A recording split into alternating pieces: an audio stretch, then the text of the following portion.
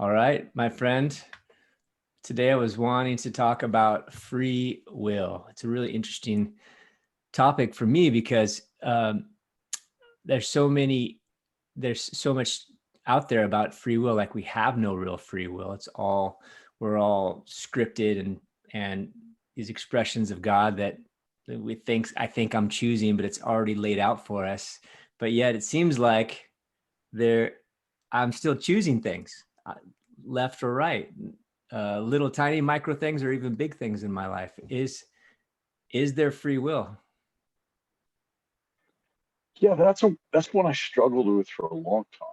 I have sources that I respect that they talk about how free will is the preeminent factor in your life, right? And then I have my teacher that I have the highest respect for. He goes, "There really isn't any free will." Dang it. So it's like, okay, which way do you want to go with that? So I struggled with that one for a long time, and I finally came to an answer that I feel pretty comfortable with.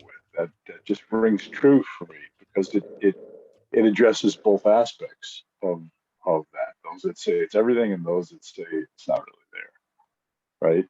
So I think the key that unlocked it for me was my teacher said, well, he goes, it's a lot like a farmer. And in India, you see, when you go to India, you'll see cows just roaming free. I mean, it's just wild, right?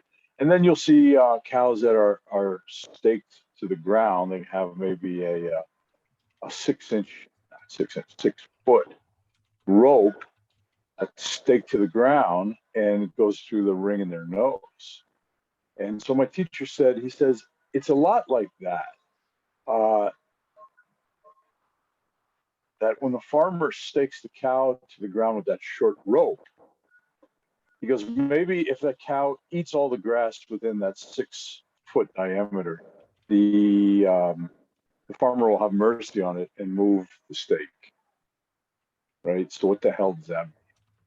That means that free will from God's perspective, in order to have free will, you have to be completely free.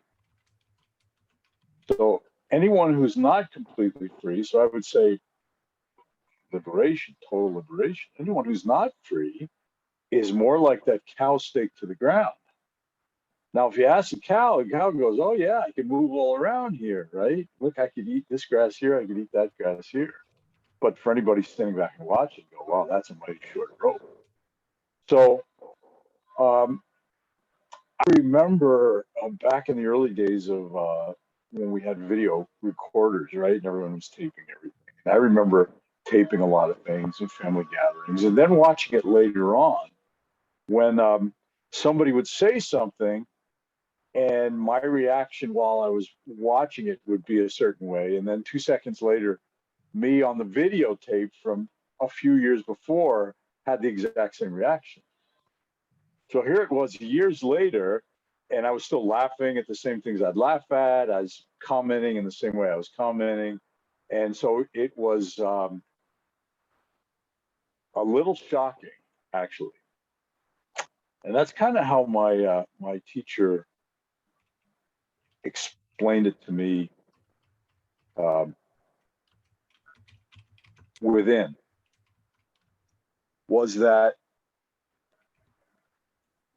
based on our patterns, thought patterns, based on our experiences, based on our upbringing, based on our culture, based on so many things, you kind of have a pre-programmed reaction. Now, within that reaction, you have a narrow band, right? So it's like you come to a fork in the road, you can turn left or right, but you don't have a helicopter, you don't have a spaceship, you can't go straight up, you know, 50,000 light years in a split second. You're walking on the road, you can choose left or right. So within your consciousness, you feel like, wow, I have a real choice here. Whereas from somebody who has a spaceship and maybe a time machine and whatever, all kinds of things, my God, you just have a very, very limited choice there. So to a great extent, our choice, the spectrum of our choice is determined by all our previous lives and your present life. So from God's perspective, you really don't have much of a choice at all. You see it as free will. You seem like a wide choice, but from divine perspective, you're that cow staked down to the grass. You got a little 6 foot patch you can eat from, and that's what we call free will. So that was my understanding, that from our very, very narrow perspective, it seems like we have infinite free will, but from divinity, we're really, really locked in. But with that little bit of locked in that you have, the choices you make change your future. So that free will that seems so large to you can have a profound effect on your future, because you are many times having the choice to choose in a way that will change your path forward. So I would say, from a human perspective, yes, free will is everything. From a divine perspective, it's like you have very, very, very little free will at all. Yeah. So that's what I came to. So within that narrow scope, it can have a profound effect on your future. Baba he'd say, if you start to do better now, right, choosing what's good and right and kind and courageous and all that, he says, you are changing your future. And it's my belief, because in space-time, which is in the physical world, below the speed of light, and that's how I understand space-time, which is time-space, that the speed of light is that cutoff point, like separation between the ocean and the air. It's a definite boundary, right? So while we're in the physical world, you could say we're in space-time, where time is a fairly constant flow, and we move around in space. Time-space, above the speed of light, gosh, I lost my train of thought. What was I talking about before I went off in time-space, space-time? Well, you were talking about, we were talking about how we don't have much of a choice. We're staked to the ground, but the little choice that we do have, it affects our future. Oh yeah. It's not like it doesn't matter. I think you were getting at. Right. So what Baba says, because in space-time, time is a flow, like a river going past. In time-space, time is all time exists at once. So in a sense, in space-time, as we're making better choices, we're changing our future. So in a great degree, you could say we're starting to awaken and become more and more our high self, which in the law of one talks about your high self is actually your future self, which is just like one fraction of a step below merging back into the infinite. So as you in space-time do what's good and right and true and attuned to divinity, you're changing, maybe in a sense, you're changing the distance, the time distance between you and your high self. And then it reflects back into the present. And this is what Baba said. He said, if you do what's right, your future changes. And then your future reflects back into the present. And it accelerates the change in the present. So it doesn't necessarily have to be linear, like I got to take one step after another to achieve this level of beingness. As you change now, It's changing your future, which then reflects back to the present and accelerates that change. So that makes me think of what Baba said. He said, for every step you take towards God, God takes 100 steps towards you. So it's kind of the same concept. It's not linear that you have 1,000 steps to move to achieve the goal. It's like for every step you take, divinity is taking 100 steps towards you. So it's the same type of thing. It's like the person that, his money was stolen, and he's doesn't have the money for bus fare to get home, and he makes a sincere prayer to God. It's like, God, can you help me here? And just then a $20 bill blows down the street right in front of his feet. So did God just miraculously manifest that $20 at that moment of prayer? Or was that prayer known at the level of time space, and all the circumstances needed for that to blow at your feet at that right time were put into motion? I tend to think it's the latter. So as you start to live properly and hold the state, the state of the presence of God, the kingdom of heaven, the Garden of Eden, that state of attunement to divinity, as you hold that, everything is shifting. Everything is shifting. For every step you take in that direction, God is taking 100 steps towards you. It's like going to the moon, right? If you're going from here to the moon, you're 1 degree off, you become really, really, really far off by the time you get there. And so, well, that's the way I look at free will. I look at free will is that 1 degree. Every decision you're making is a 1 degree in the moment, but in the future it could have massive effect. But it's a little different. It's a little different in that it's not just the 1 degree. It's that divinity is meeting you more than halfway. Mm-hmm. You're not required to take every step to the goal. That God moves the goalpost towards you. So ultimately, there is no free will. However, in my experience of choosing left or right within my staked little patch of grass, it still matters. I still don't fully grasp that. Yeah. So it is and it isn't. I mean, sometimes in the spiritual realm, you'll find things like that the truth is not a 2-dimensional thing. It's 3-dimensional, and it can be turned from many angles to get the whole truth. I mean, look, in the ultimate sense, all that's also an illusion. You've already always been God. So what's the whole purpose of choosing and free will and all that when you're already God? It's just part of the game. So in a real sense, it's all an illusion. You've always been God. You always will be God. But as God has separated a piece of his consciousness and covered in the illusion of separateness, we're playing this game. So while we're playing the game, there's rules to the game, right?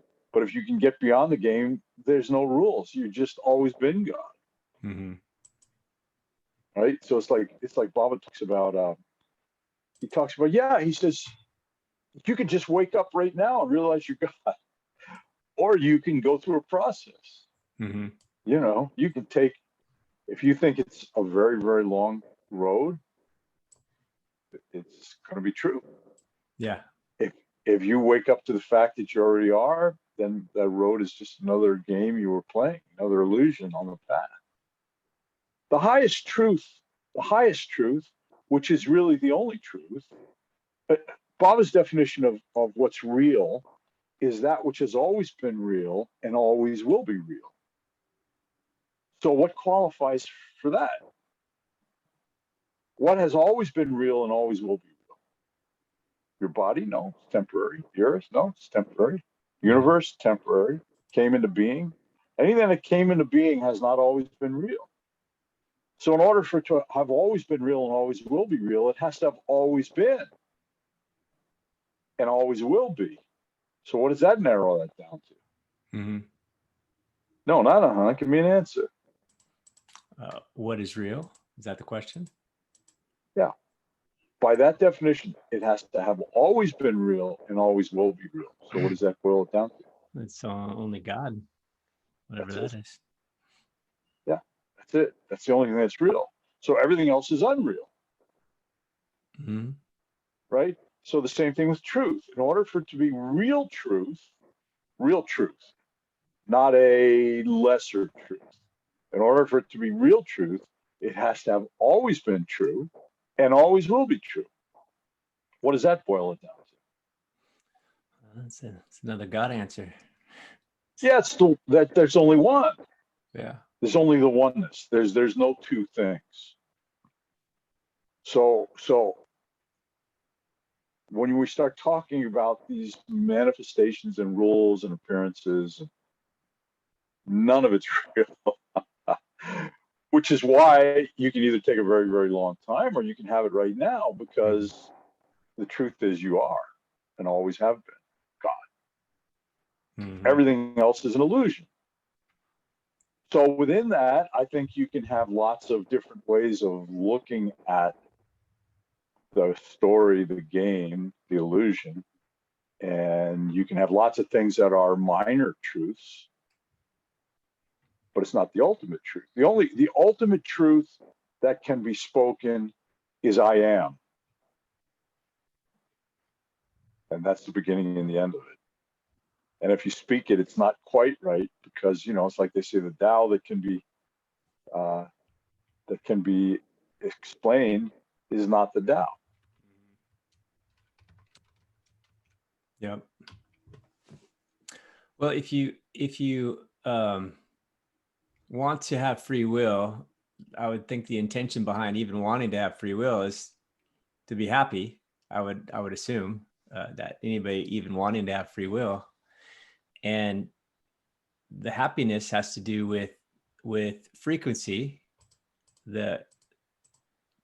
Like my frequency determines my or my emotional state is really this sensation or this experience of where my frequency is at. And you've said a lot that it's all about frequency. So that I don't even have a choice then, ultimately, with my character or my separate identity that isn't God, right? Which isn't possible. But I think that I'm this person that isn't God. With that character doesn't even have really a choice on my state. And so everything is perfect in that progression, right? So if I'm feeling sad, then is it perfect? That's my destiny to feel sad in that moment. I mean, would you So follow that linear? a lot of this is just the trap of the mind. Bob says, the mind was the cause of your entrapment, and it's the key to your freedom. Mm. So this is what Baba says. He says, don't think. Because when you start to think, then you have all these things that come in about free will and how do I become free, and entrapment and frequency and all that. And so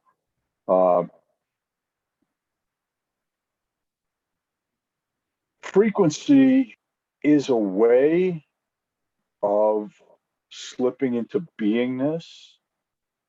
And from beingness, you can experience who you are, in which case then everything else drops away.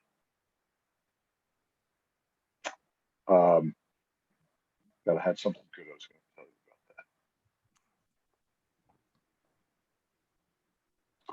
about that. It's like when I would take a group of students into bliss. You remember I've told you this before. Once I take them into bliss and they merge into that frequency, then I would pull them out of it. They'd come out reluctantly, and I'd say, "Are there any questions?" There's never questions.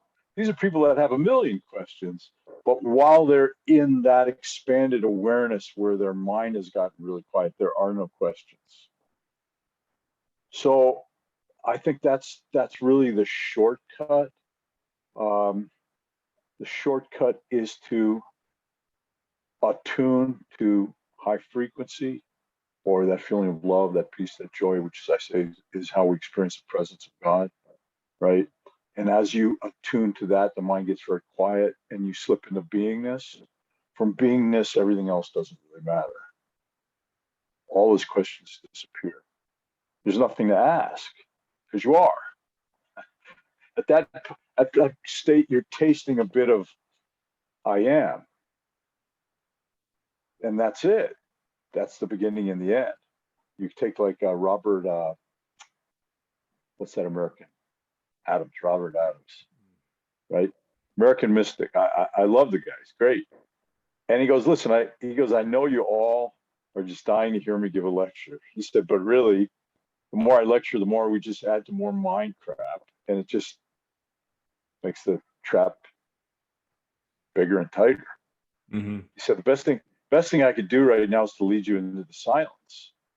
And that would be, I'm paraphrasing, that's the most profound lecture I can give you, is to pull you away from the mind and let you slip into beingness. So getting back into mind stuff, yes, there's free will, there's not free will, right? There's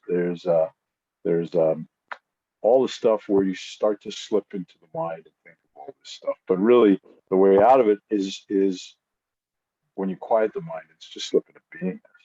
Mm-hmm. And I think the more time you spend in the beingness, the more all the energized patterns of the mind start to de-energize, and it starts to lose its grip on you. And Baba talks about it, goes, it's a lot like, the mind is a lot like the guy that's taking a sledgehammer to a boulder to break it up. He can hit it 5,000 times and nothing happens. And on the 5,000th and first time, the boulder splits. So what he talks about is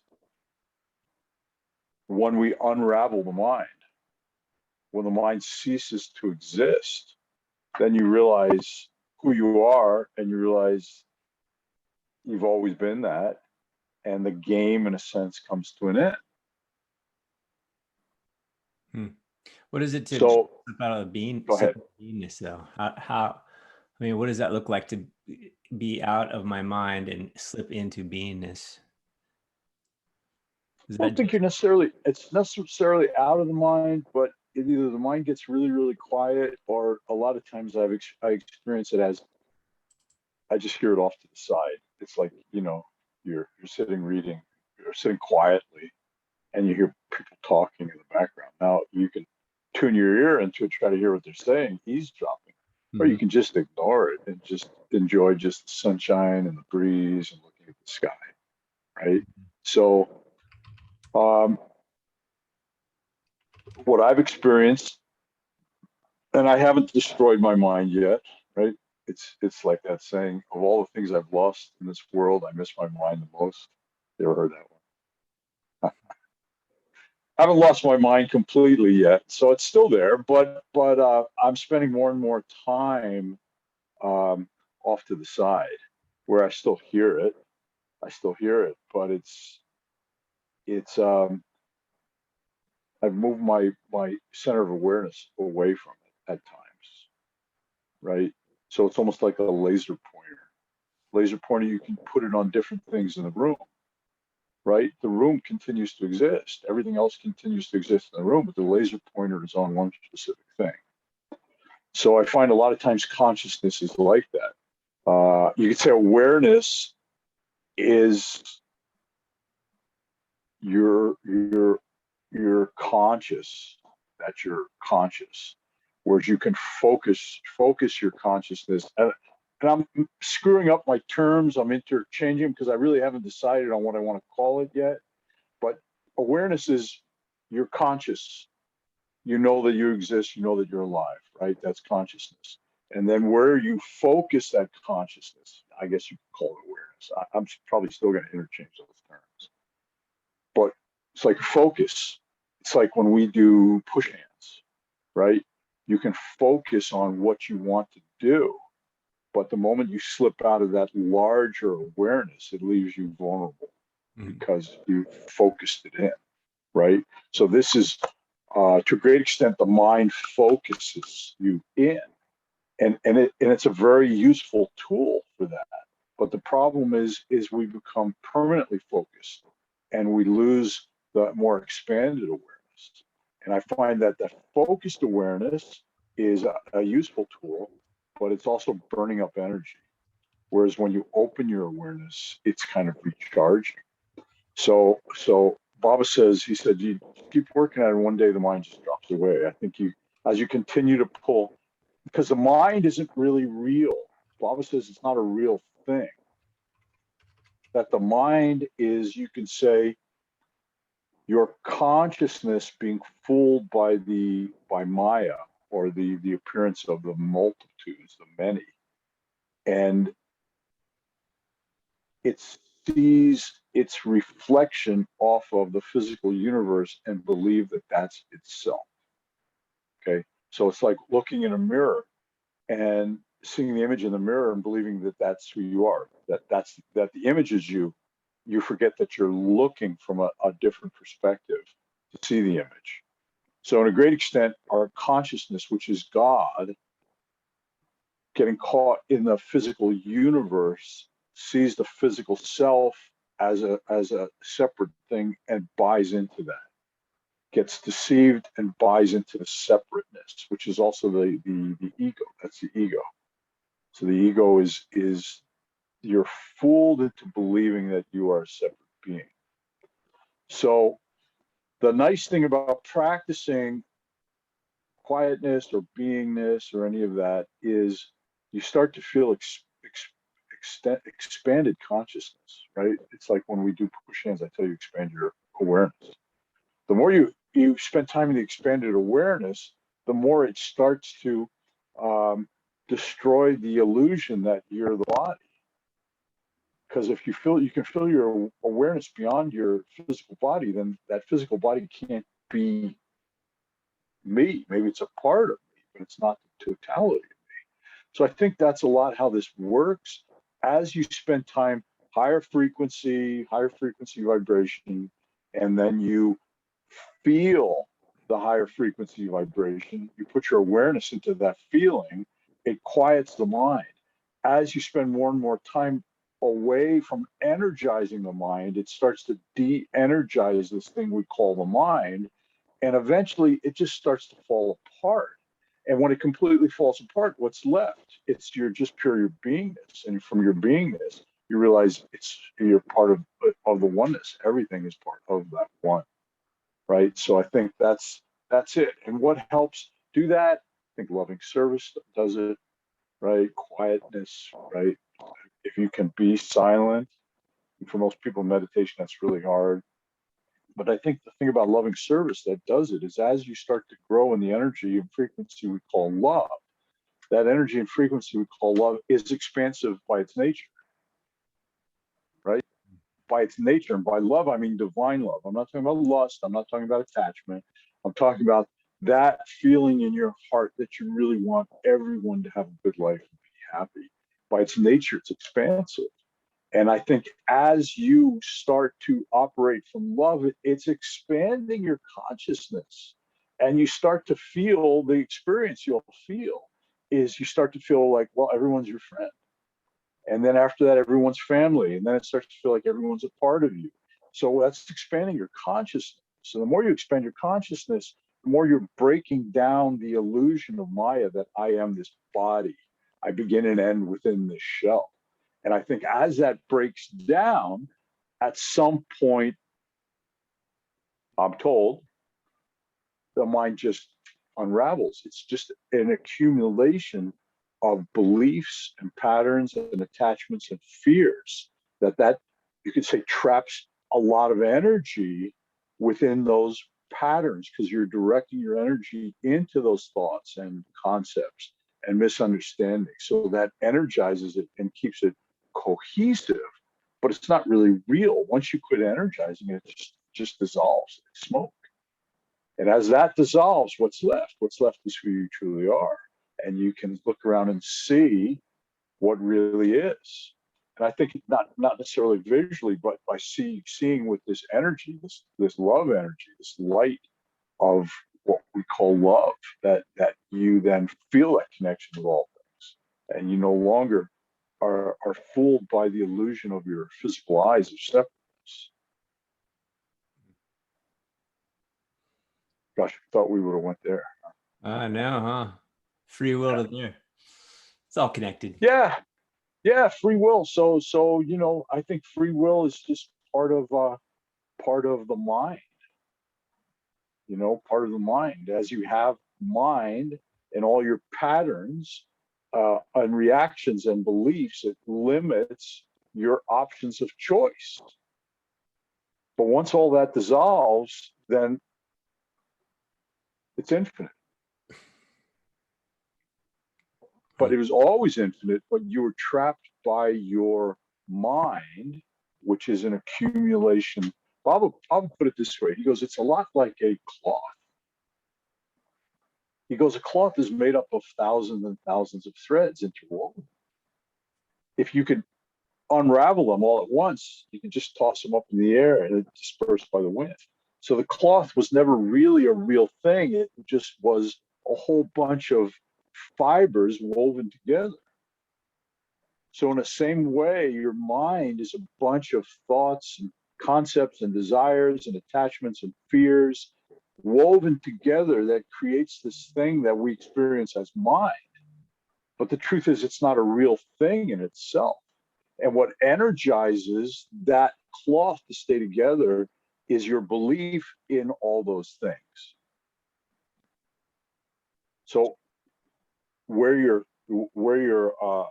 energy flows, where thoughts goes. So if your thoughts are in these patterns of beliefs, who you think you are and what the world is, who that person is, what I want to do and what I'm scared of, you're energizing it enough to keep it coherent. And as you begin to break that down with things like love and service, spending more and more time in this expanded consciousness, it starts to loosen up quite a bit, right? And then eventually it just disintegrates. But then the game's over. So,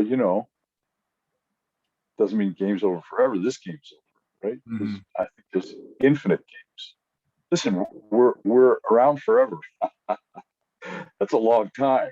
So I'm sure we come up with quite a few games to play and different dances, right? Mm.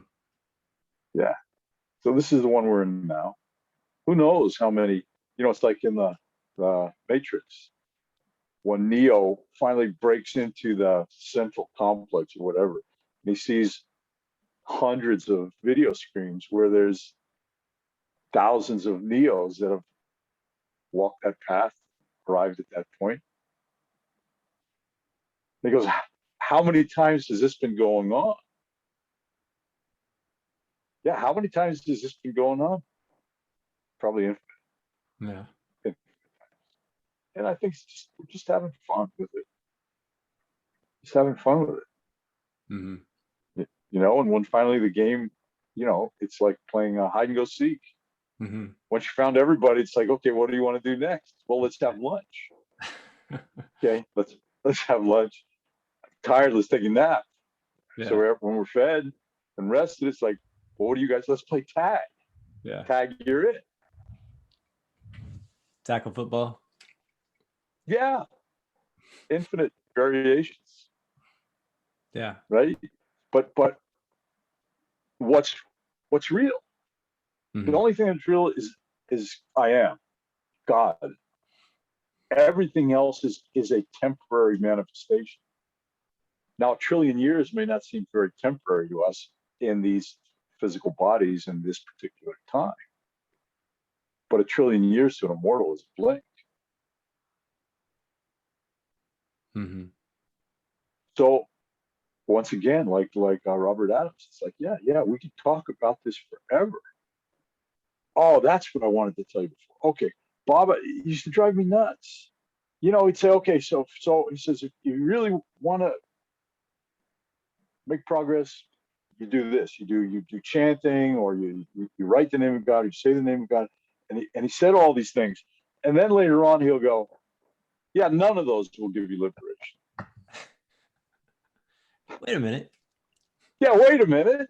But you just said that the only way to do it is do this, this, and this. Just wrote So them I all down. finally realized, yeah, what I finally realized, what the differentiation that he was making is that one of it is of the mind to raise frequency. But that's not going to get you liberation. It's when you merge into frequency and quit using your mind. That's the path to liberation. Mm-hmm. And all liberation really is just waking up to the fact that you've always been liberated. You've always been God. Mm-hmm. Quit believing that you're not. So it used to drive me nuts, but that's the differentiation. There's all this stuff, spiritual path stuff, which is of the mind, which if done properly will help you raise frequency. And once you raise frequency, drop the mind crap, quit thinking and analyzing and just go into that beingness. The beingness will dissolve the mind. Like the thorns, So using the thorns to take out the thorns, and that story, that the analogy. thorns refer to attachment to the world. Okay. So Baba says, he says, you can break your attachment to the world by attachment to God. And he said, it's a lot like the man that falls into a thorn bush and is just covered in thorns. He said, you take one good strong thorn and pull out all the other thorns. Once all the other thorns are pulled out, you got to throw away the thorn that you pulled it out with. Mm-hmm. So what I realized, it's not attachment to God as your concept of it. It's attachment to God as frequency. Mm-hmm. As you begin to feel this joy and love in your heart and spend time merging into that, just putting your awareness on it and just enjoying that feeling, that begins to break all your other attachments. Mm-hmm. And once all your other attachments, you start, because why are people attached to crap in this world? What creates an attachment?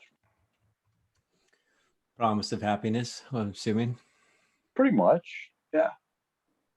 Oh, I got my Maserati, finally got my Maserati. It's like, oh man, yeah, that's just, I'm so happy. And the girls are gonna, why, look at me. And the guys are gonna be jealous. And yeah, I got my Maserati, right?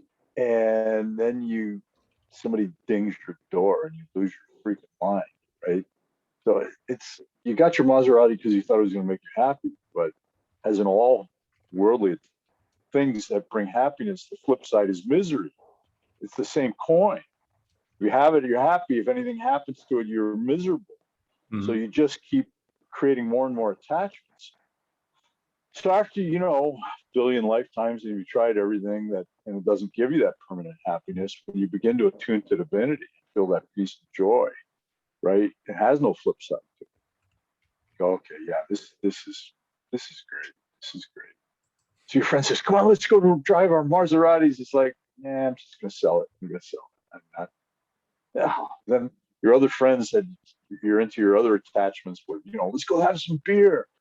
It's like, beer just kind of deadens this feeling of joy I haven't done with beer. It's pretty soon you lose all your worldly attachment because you found what you're looking for, this joy within you, right? And so, but in the final analysis, you have to let go of your concept of God being separate from you. So that's the last attachment you throw away, is your attachment to God.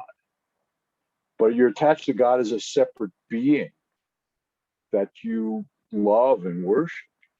I say, when you're in the state of beingness, try to find the separation between you and God. Try to find that dividing.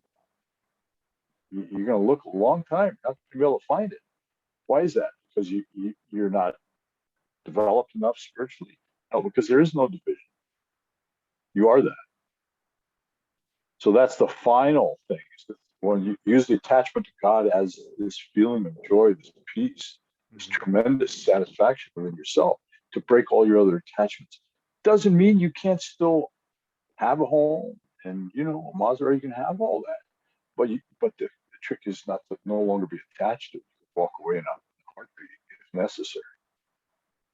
Right? You're not attached to it. You can have all that. It's just in the early stages, the material things, your possessions tend to possess you. And this is where Jesus said it was easier for a camel to go through the eye of a needle than a rich man to enter heaven. And I think what some scholars have said, the eye of a needle was a stone formation on a passage that people had to go through. And it really had to duck down to get through it. So it wasn't that it was impossible. It's just a degree of difficulty. So when you have tremendous amount of attachments, it just keeps the mind completely energized. Yeah, completely energized. So, but once you break all those attachments through the natural process of a superior joy. So let's just say you're just completely hooked on I don't know, potato chips. You just love potato chips. Somebody brings you something else that's like 10 times better. How hard is it to let go of your potato chips? It's not at all. It's easy. It's like, I don't eat potato chips anymore. I eat whatever. Mm-hmm. I don't know what's 10 times better than potato chips. That's pretty hard. Right? So that's how it works. It's really, when I was a kid and I didn't understand this stuff, I was trying to give everything up for God. But that acts like a rubber band. You stretch and stretch and stretch, and it bounces back. So I'd give it all up, and then I would just end up missing it so much that I would snap and go back to it 10 times worse than I ever did to begin with. Because it's like trying to diet by starving yourself. It works for a little while, but you end up fatter and fatter and fatter because it's incorrect. So the spiritual path, just trying to deprive yourself for the sake of God as a concept, that's never going to work. Concept of God is not going to keep you warm at night. It won't satisfy your belly like a big cheese pizza, right? It's not like great sex. A concept. But when you begin to understand that we experience God as this presence, this joy, this peace, this love within us, that's infinite. That keeps growing. And it puts everything else to shame as you start to experience on a deeper and deeper level. There's nothing that even comes close. It's like, why do people use drugs and alcohol? Because the high feels better than their normal state, because their normal state is either boredom or pain, or boredom and pain, right? When you begin to feel the presence of God, it's so much better than any of those other drugs. I found out when I was young, I just was a lot higher normally than when I'd get high. Getting high is actually getting low. It's like somebody say, "Hey man, you're blowing my high," right? So, and that was before I even really had a degree of awareness of divinity within myself as I have now. Yeah, now that's everything at all. It's like, are you kidding? You'll blow my high with that stuff. All right. Well, that was a good answer. What was the question? I don't even. I don't know. This is how this always works. But I mean, this is how it works with me anyway. In order to explain one thing, you have to back it up to explain another, and then maybe you have to back up to explain that, and back it up to explain that, because all these concepts are they're interwoven in the illusion of the world of Maya, which is what keeps us from realizing we're already God. I mean, that's it. Liberation is when you quit believing in all the nonsense that you're not already God. Yep.